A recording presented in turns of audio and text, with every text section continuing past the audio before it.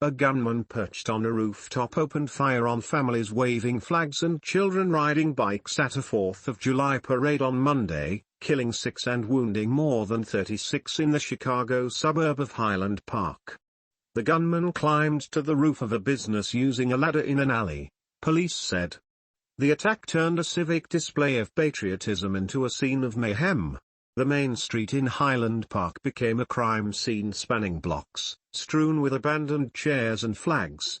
Witnesses who later came back to retrieve strollers and other items were told they could not go beyond police tape. The shooting comes with gun violence fresh on the minds of many Americans. Just hours after the shooting in Highland Park, 2 Philadelphia police officers were shot near the Benjamin Franklin Parkway as thousands of people celebrated a 4th of July concert and fireworks show. Both officers were later released from hospital. Read more.